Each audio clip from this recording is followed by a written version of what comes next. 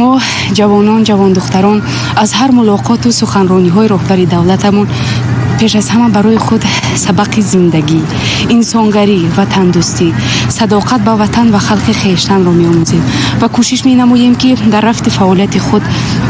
барои пешбурди сиёсати хиратмандонаи роҳбари давлатамон, барои ободии диёрамон як зарраҳаке ҳам бошад саҳми худро гузорем. имрӯз мо занони Тоҷикистон шоҳиди боз як бошад саҳми худро гузорем. имрӯз мо занони Тоҷикистон шоҳиди боз як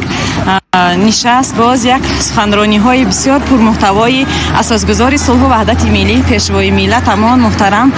Эмомалӣ Раҳмон гардидем. воқеан ҳам шахси бо маърифат, шахси бисёр фарҳангдӯст ҳастанд ҷаноби олии мо ва аз ҳамаи гуфтаҳои ӯ бармеояд ки мо миллати тоҷик, чуноне ки дар гуфтаҳояшон иброз доштанд, миллати фарҳангӣ ҳастем, миллати бисёр фарҳангсоз ҳастем ва миллати бо маърифат ҳастем. бисёр нуқтаҳои хотирмонро сарвар давлатамон дарҷ карданд, бахусус дар таълиму тарбияи фарзанд, дар баланд бардоштани мақоми зан дар ҷомеа. ончунон сухан гуфтанд ки гӯё ки аз ҳаёти оддии ҳамарӯзаи мо занони кишвар суҳбат карданд, бисёр мисолҳое оварданд ки гӯё онҳо воқеан ҳам ошно бошанд ба зиндагии мо. воқеан ҷамъомади имрӯза бениҳоят хушомад. барои фикр мекунам ки барои ҳамаи бонувони аҳли нишаст мо аз имрӯз даврони имрӯз аз ғамхориҳои ҳамвораи пешвои миллат, асосгузори сулҳу ваҳдат,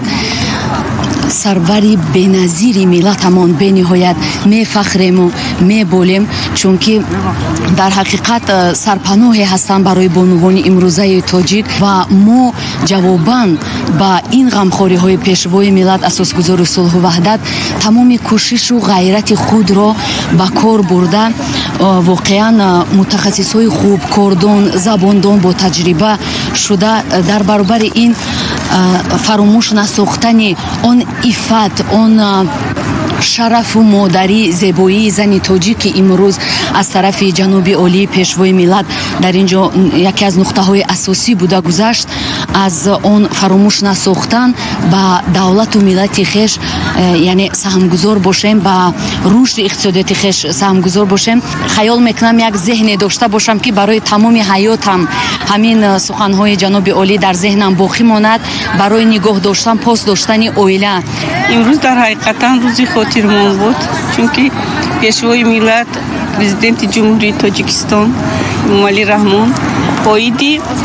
оилаву оиладорӣ бисёр суханҳои нек гуфтанд ки барои мо занҳо, модарон ин дарси ибрат аст ки дар оянда мо ҳам соҳиби келин мешавем ва бояд ки бештар аҳамият диҳем оиди рӯзғордориву оиладорӣ ва тарбияи насли наврасе ки ояндасози миллату давлат ҳастанд. мо кӯшиш мекунем ки бо меҳнати ҳалоли худ ба ҷамъият ва халқ хизмат расонем. дар даврони соҳибистиқлолӣ мақом ва манзалати зани тоҷик хело боло рафта. тоҷикистони маҳбуби мо аз баракати сиёсати асосгузори сулҳу ваҳдати миллӣ, пешвои миллат, президенти ҷумҳурии Тоҷикистон ҷаноби олӣ муҳтарам Эмомалӣ Раҳмон имрӯз ба марҳалаи нави тараққиёти худ, таҳким ва густариши беш аз беши дастовардҳои сиёсиву иқтисодӣ ва иҷтимоию фарҳангӣ ва ба ин васила бунёд сохтани ҷомеаи навини воқеан демократӣ, ҳуқуқбунёд ва дунявӣ дохил шудааст. мо бонувони тоҷик хеле хушбахтем ва хушбахт аз он ки дар ин ватани маҳбуб Тоҷикистон умр ба сар дорем, ватане ки хеле ободу тинҷ аст. асосгузори сулҳу ваҳдати миллӣ, пешвои миллат, президенти ҷумҳурии Тоҷикистон ҷаноби олӣ муҳтарам Эмомалӣ Раҳмон таъкид бар он доштанд ки маҳз модар аст ки офарандаи насли ҳаёт, тарбияткунандаи насли ҷавон ва бунёдгузори миллати тоҷик мебошад. маҳз зани тоҷик аст ки имрӯз насри наврасро дар рӯҳияи ватаншиносию худшиносиву худогоҳӣ, ватандӯстиву меҳанпарастӣ ва ободкорӣ тарбия намуда ва ватани маҳбубамон Тоҷикистони соҳибистиқлол ба биҳишти рӯи замин мубаддал гашта. дар ҷомеаи мутамаддини Тоҷикистон зан омӯзгор, зан муҳандис, зан духтур, зан ҳуқуқшинос, зан модар мебошад.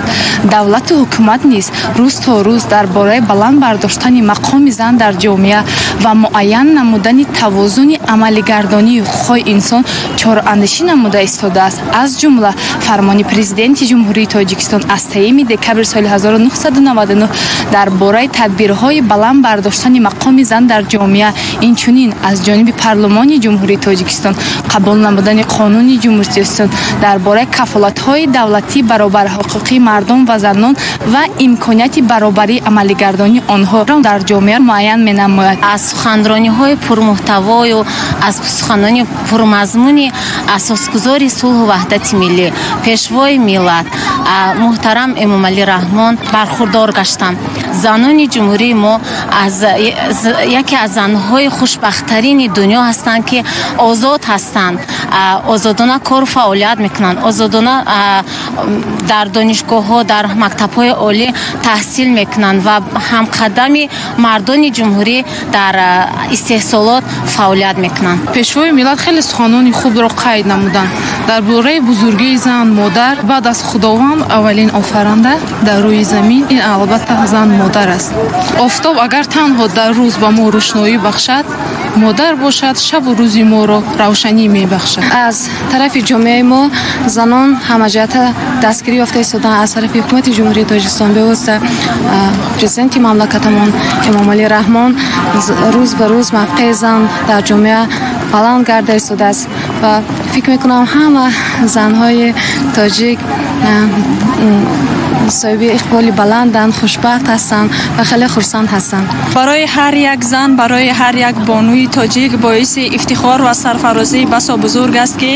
имрӯз занони тоҷик дар зери ғамхориҳои бевоситаи роҳбарияти олии сиёсии мамлакат қарор доранд ва ҳамаҷониба дастгирӣ меёбанд. имрӯз пешвои муаззами миллат бахшида ба иди модарон бо бонувони фаъоли кишвар вохӯрӣ барпо намуданд ва бениҳоят нуктаҳои муҳимро низ иброз намуданд, ки имрӯз занони тоҷик дар тамоми соҳаҳои иқтисодию иҷтимоии мамлакат фаъолона ширкат меварзанд ва ҳамаи ин имкониятҳову ин ғамхориҳое ки пешвои миллат нисбати ҷавонон доранд, аз ҷумла ташкили квотаҳои президентӣ барои ҷавондухтарони ноҳияи дурдаст ва ташкили стипендияҳои президентӣ ҳар як бонуи тоҷик, ҳар як ҷавондухтари тоҷикро водор ба он месозад, ки баҳри муаррифӣ намудани кишвари азизамон дар арсаи байналмилалӣ талошу ташаббусҳои созанда нишон диҳад ва ҳарчи бештару беҳтар кӯшиш намояд. хушбахт аз он ҳастем, ки чун мо ҷавондухтарон дар ана ҳамин барномаи фарҳангию фароғатӣ иштирок варзидем, ки бо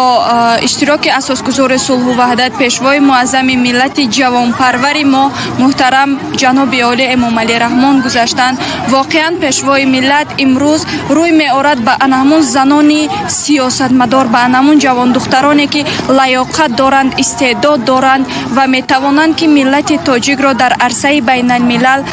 муаррифӣ карда бошанд. занон фаъол ҳастанд ва пайваста мекӯшанд, ки мисли мардон дар радифи якдигар истодагарӣ намуда саҳми назарраси хешро расонда бошанд. пас ана ҳамун модари тоҷике ки номбардор аст, бо ана ҳамун иффату зебогию покдомании хеш бояд гуфт, ки зиҳи модари тоҷик ба чунин қудрату матонат, эҳсону ҷасорат, ки бузургони олам дар пешат сар фуруд оварданд. имрӯз дар арафаи таҷлили рӯзи модар, занон, бонувон бо иштироки бевосита асосгузори сулҳу ваҳдати миллӣ пешвои миллат президенти ҷумҳурии Тоҷикистон муҳтарам Эмомалӣ Раҳмон мулоқот ва якчорабинии бисёр сатҳи баланди фарҳангӣ бо иштироки тамоми бонувону занон ва гулдухтарони фаъоли ҷомеа баргузор гардид. бояд қайд кард, ки дар ҳар як баромадҳояшон пешвои муаззами миллат бисёр суханҳои самимӣ, он нуқтаҳое ки аз умқи дил гирифта шудааст ба мо ҷавондухтарон, бонувон, занон, ҳамчун падарона, ҳамчун пешво, ҳамчун роҳнамо гуфта гузаштанд. дар воқеъ имрӯз маҳз бо шарофати соҳибистиқлолии кишвар, дастгирии бевоситаи давлату ҳукумат, эҳтиром ва бузургдошти зан, модар ва اشتراک فعالانه زنان و بانوان در اداره‌کنی دولتی تا رفع زیاد شده است و البته ما باوری کامل داریم که محض با تسکیری‌ها و غمخواری‌های بی‌واسطه پیشوای معظم ملت که امروز بی‌واسطه تمام امکانات‌ها و شرایط‌ها را بهر رشد و کمالات و به وای رسیدن و همچون یک مادر سالم، همچون یک زنی که در یک برابر مادر است و کارمند است البته که تقدیم کرده باشد. شکرانه استقلالیت میکنیم که زن راهبر، زن مادر، زن آموزگار تربیت نموده و میتوانند در جمعیت سهم خود را در پیشبرد جمعیت و تربیت نسل نو رس گذارند. همچون آموزگار به زنان محترم مراجعت کرده میگویم که بسیارتر خوانند، دستور و سپارش های پیشوای معظم ملت را رعایت کنند و از روی آن کار و فعالیت نمایند. در چنین یک چهاره‌بینی بخشیده به روز مادر اشتراک کردیم و از آن سخنهای والایی که پیشوای معظم ملت درباره مقام و منزلت زن گفتند البته یک جهان با تاثیرات برداشتیم و ما زنان از این گفته ها، از این غمخواری های پیشوای معظم ملت البته افتخار نموده تمامی هستی خیش را، تمامی ملکه و دانش و استعداد خیش را بهر آبادی و آرامی و گلگشکوفی این کشور عزیزمان به خرج خواهیم داد. باعث افتخار است که در چهاره‌بینی تنتنوی بخشیده به روز مادر که با حضور پیشوای ملت گذشت ما شرکت نمودیم و واقعا توجه حکومت جمهوری تاجیکستان نسبت به مادر، جایگاه مادر در جامعه نهایت زیاد است و امروز واخری امروزه نیز دلیل گفته‌های بالا بودند که پیشوای ملت چقدر به زن‌های مملکت و مادران مملکت ارج گذاشتند و سخن‌های بسیار نیک گفتند و تاکیدهای زیاد کردند که مادر در همه حالت مادر است. همیشه مادران در جامعه تاجیکستان خوب قدر و منزلت خاصه دارند نزد مثلا حکومت جمهوری تاجیکستان و در همه جانب دستگیری کرده میشوند. مقام و منزلت مادر چون که بزرگان ما وصف میکنند در اشعار خود و پیشوای ملت نیز از این چیز یادآور شدند که در واخورشان که در اشعار ادیبان کلاسیک ما یعنی اجدادان ما ملت تاجیک همه وقت مقام و منزلت مادر را در جای خوب اول میگذارد. نه تنها در اینجا پیشوای ملت محترم اساسگذار صلح و وحدت ملی برای ما هم ساعت تربیوی، هم مهر و محبت مادر که به تمامی مال و ملک دنیا نمی ارزد، همه مفهوم های آن را گشاد و روشن برای ما بیان نمودند. اینچنین موقع زنان در جامعه نیز از جانب دولت و حکومت نیز بیشتر گردیده ایستاده است، چنانه که اساسگذار صلح و وحدت ملی پیشوای ملت محترم امام علی رحمان گفتند وطن و مادر این هر دو کلمه توأم می باشند. من اظهار سپاس و منتداری خود را به پرزیدنت کشورمان میرسانم که اهل جامعه ما را به چنین فرهنگ دوستی و کتاب دوستی جلب کرده ایستادند. اساسگذار صلح و وحدت ملی پیشوای ملت پرزیدنت جمهوری تاجیکستان محترم امام علی رحمان مقام و منزلت زن را در جامعه خیلی بلند برداشته است و خیلی که ما میبینیم در همه مقامات و اداره و کارخانه ها زنان بیشتر کار و فعالیت میکنند. این از همه غمخواری های پیشوای ملت است که زنان را پیوسته دستگیری میکنند و نگفته نماند که زن عالیه حسن است، زن مادر است، زن تربیتگری فرزند و جوانان است، زن خدمتچی دولتی است. زن مادر سرچشمه مهر و وفا، عالیه حسن، رمز عشق جاودانی، نخست مربی و معلم فرزند است. درست است، زن مادر سرچشمه تکرار نشونده می باشد. بعد از خداوند دومین آفریدگارند. بیهوده نمیگویند که در قلب بزرگی مادر جهان جای میگیرد. محض بزرگی مادر از همین جا منشأ میگیرد. امروزها زنان و مادران تاجیک پیش از همه صاحب معرفت و صاحب کسب بوده در ساحه های گوناگون کشورمان کار و فعالیت میکنند. به مانند زن مادر تاجیک آموزگار، مادر تاجیک صاحب کار، راهبر، سیاستمدار و حتی در ساختارهای قدرتی کشورمان در قطار مردان پهلو به پهلو ایستاده дар ҳифзу ҳимояи ватани азизамон камари ҳиммат мебанданд. зимни суханронии худ сарвари давлат арзиши модар, қадру манзалат, ҳурмату эҳтироми модарро дар дараҷаи аввалин гузошта, ҳурмати ӯро ба ҷо овардан, қарзи фарзандии худро ҳар яки мо ҷавонон иҷро кардани он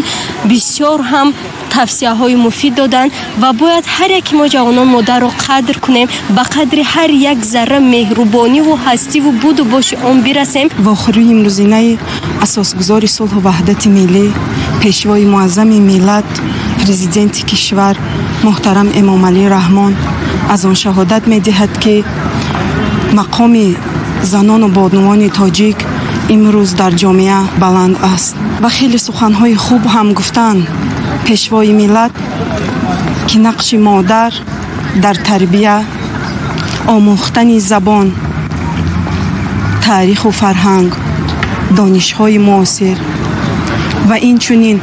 камолоти маънавию ҷисмонии фарзанд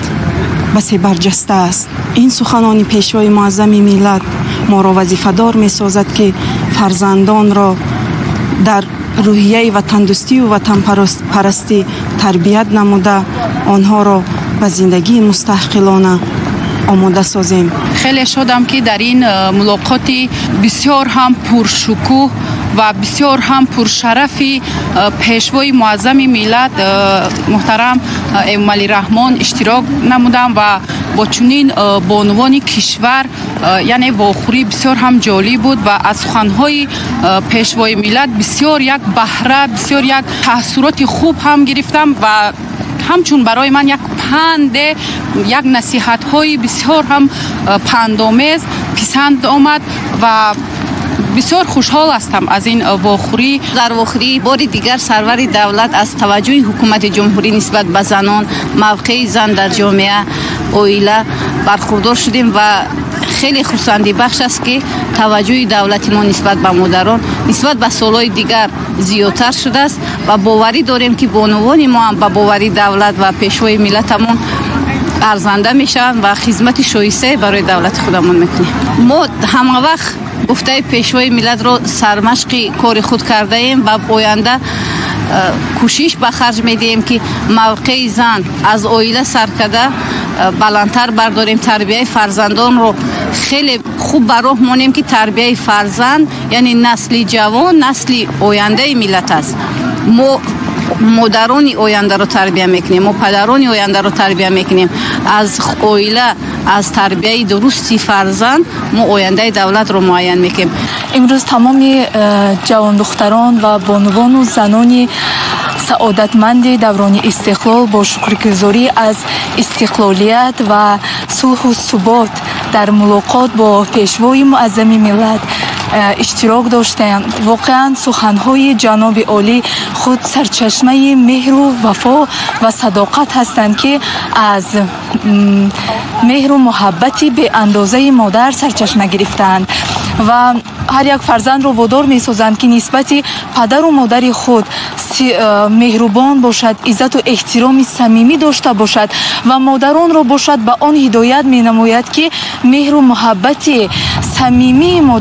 مادرانه خود را هیچگاه دریغ ندارند، زیرا محض مهر مادر چنین فرزندان فرزانه ملت را روی دنیا می آورد، قهرمان ها را می پرورد و با کارنمایی ها هدایت می نماید که در آینده این فرزندان فرزانه بهر معرفی نمودن دولت و ملت در عرصه بین المللی نقش خود را بریز می گذارند و واقعا